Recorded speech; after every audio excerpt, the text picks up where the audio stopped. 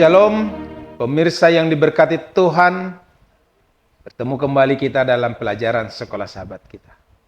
Untuk itu, sebelum kita lanjutkan, mari saya undang kita bersekutu di dalam doa. Bapa Semawi, Bapa yang Maha Baik, terima kasih Tuhan sudah memberikan kepada kami berkat melalui nafkah hidup pada hari ini. Yang teristimewa nafas kehidupan dan kesehatan Tuhan percayakan untuk kami miliki sepanjang satu hari ini. Saatnya Tuhan kami mau istirahat. Namun sebelumnya kami rindu untuk menerima berkat Tuhan melalui firman-Mu. Biarlah firman yang kami dengarkan ini Tuhan dan pemirsa yang mendengarkan benar-benar terberkati. Dan kami yakin dan percaya Tuhan akan memberikan kepada kami semangat untuk mengikuti setiap perintah-perintah-Mu. Inilah doa kami Tuhan. Kami persembahkan melalui nama-Mu Yesus Kristus Tuhan dan Juru Selamat kami. Amin. Saudaraku yang dikasihi oleh Tuhan, tibalah kita pada pelajaran sekolah sahabat kita, pelajaran di hari Selasa, 3 Juni 2025. Yang judulnya adalah kisah Sodom dan Gomora. Saudaraku, ada kisah penting perjanjian lama lainnya yang menjadi rujukan langsung Petrus ketika menggambarkan peristiwa-peristiwa akhir zaman, kehancuran Sodom dan Gomora, kota-kota di dataran telah menjadi legenda karena kejahatannya.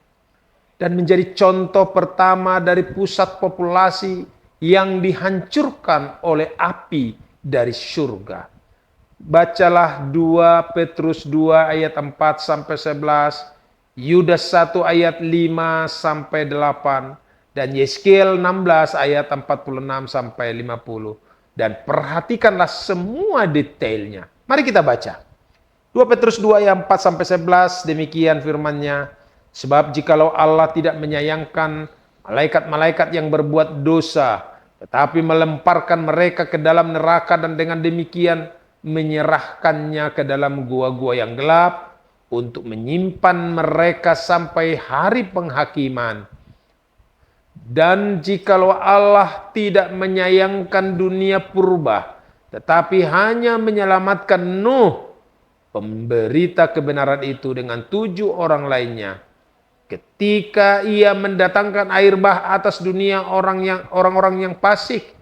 Dan jikalau Allah membinasakan kota Sodom dan Gomora dengan api, dan dengan demikian memusnahkannya dan menjadikannya suatu peringatan untuk mereka yang hidup fasik di masa-masa kemudian, tetapi ia menyelamatkan Lot, orang yang benar, yang terus-menerus menderita oleh cara hidup orang-orang yang tak mengenal hukum dan yang tak mengikuti hawa nafsu mereka saja. Sebab orang benar ini tinggal di tengah-tengah mereka dan setiap hari melihat dan mendengar perbuatan-perbuatan mereka yang jahat itu, sehingga jiwanya yang benar itu tersiksa.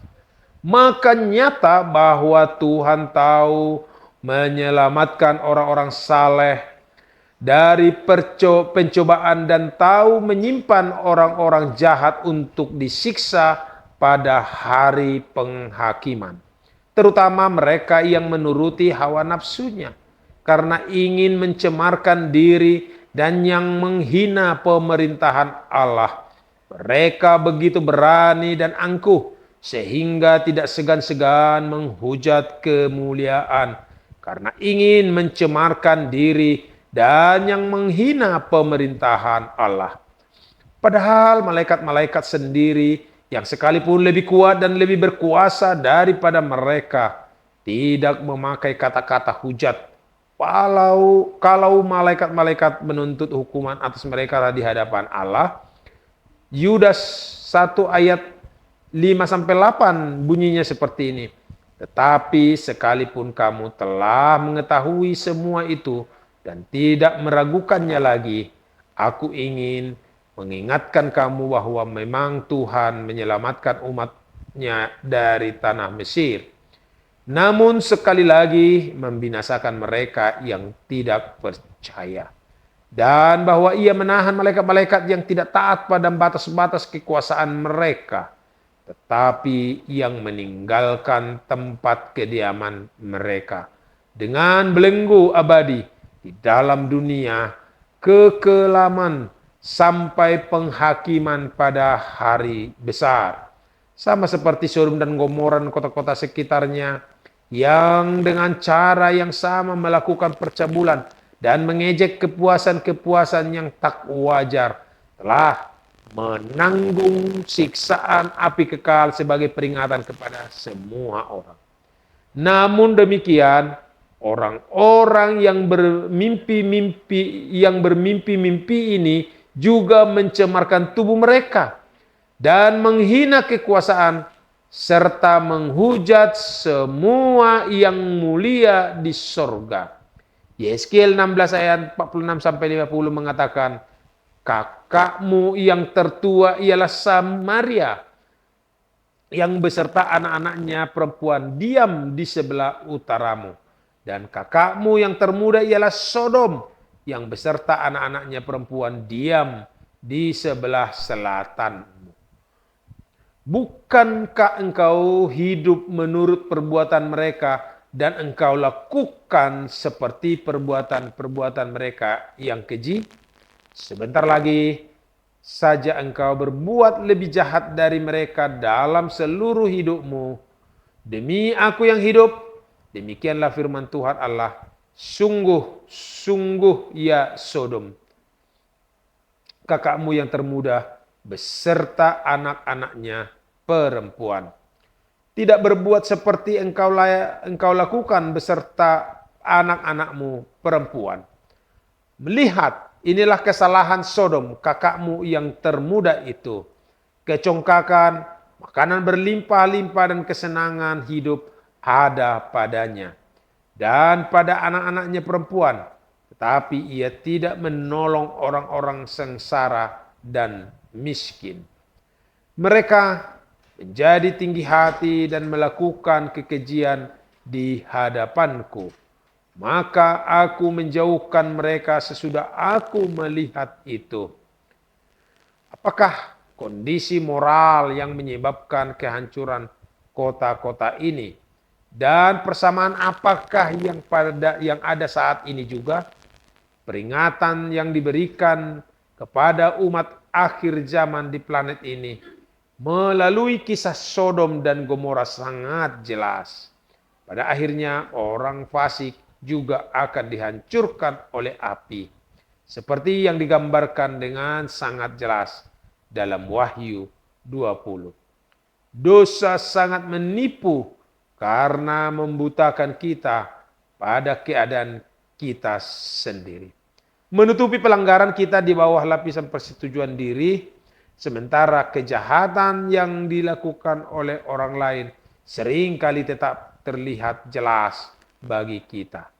Dalam pasal yang sama, di mana Tuhan berbicara dan tentang betapa besar kasih yang Dia curahkan kepada bangsanya, Dia juga harus memperingatkan bangsa itu bahwa meskipun tidak melakukan dosa yang sama, Yeskiel 16 ayat 47, itu sebenarnya menjadi lebih jahat dari Sodom. Israel telah bermain sundal, Yeskiel 16 ayat 41, melakukan perzinahan rohani.